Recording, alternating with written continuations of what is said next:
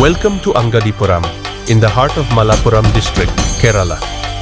Perched atop a hillock about 60 feet high, surrounded by verdant forests and gentle breezes, stands the ancient and majestic Thirumandhamkunnu Bhagavathy Temple.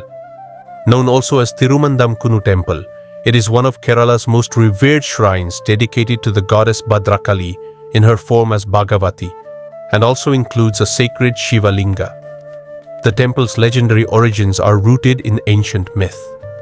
King Mandhata of the Surya dynasty, weary of worldly responsibilities, renounced his throne and embarked upon deep penance in devotion to Lord Shiva. Pleased with his devotion, Shiva granted him a most sacred Shiva Lingam, one that had been dear to Shiva and Parvati. Mandhata carried this lingam during his journey from Mount Kailash, finally reaching the hill now called Thirumandhamkunnu. There the weight of the lingam became unbearable, and he placed it on the earth. Instantly it became rooted, stuck firmly in the soil. When Parvati discovered that the lingam was given away, she was upset and dispatched her daughter Bhadrakali with an army of bhoothas to reclaim it. A fierce battle ensued lasting 15 days between the forces of Bhadrakali and the ascetics around Mandhata. The temple tradition holds that in this battle, the ascetics defended themselves even with humble resources like attanga nuts, which by divine power turned into arrows. Ultimately, Parvati herself declared that she would enter the lingam and remain there forever, thereby merging with it. Thus, the sacred site came to be known as Srimulasthanam, the original abode of the deity. The main deity worshipped here is Thirumandhamkunnilamma, another name for Bhadrakali, who is locally revered as Bhagavathi.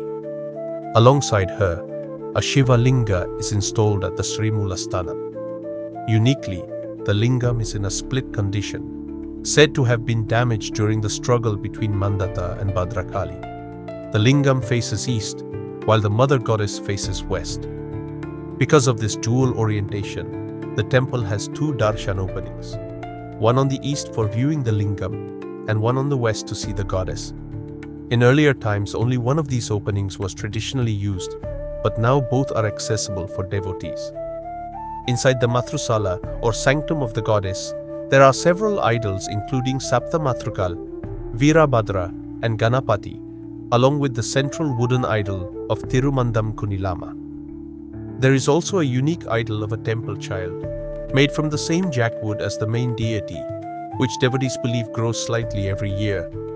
Other subsidiary deities include Nagas, Brahmarakshas, and a child Ganapati beneath a peepal tree on the northern side of the temple.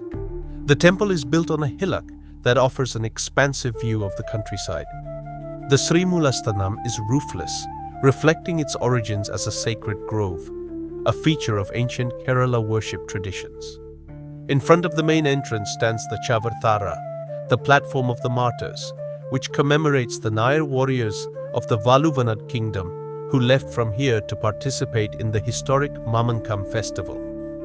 Wall paintings in the Matrusala illustrate the temple's legends, executed in 1944 in a style reminiscent of Suchindram, Vaikom, and Guruvayur.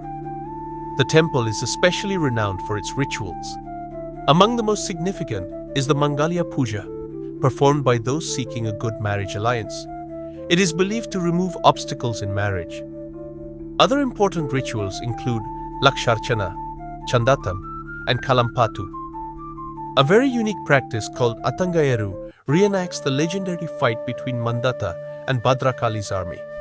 Devotees fling Attanga nuts from the northern steppes on certain holy days, most notably the first of the Malayalam month of Thulam, and on new moon days before the Panthiradi Puja. The temple's annual festival, Thirumandhamkunnu Pooram, is a grand 11-day event held in March-April.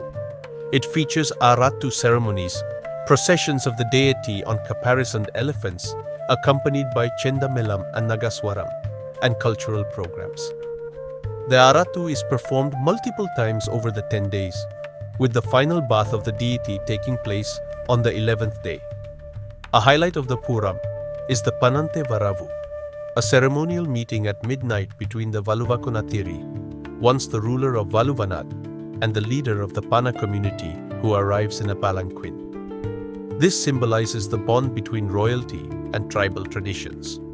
Beyond its religious importance, Thirumandhamkunnu is a vibrant center of community life. Devotees come here for blessings in marriage, prosperity, and to overcome obstacles.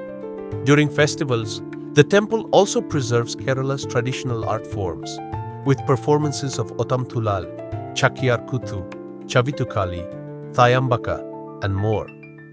The architecture itself reflects Kerala's sacred traditions, harmonizing with the natural setting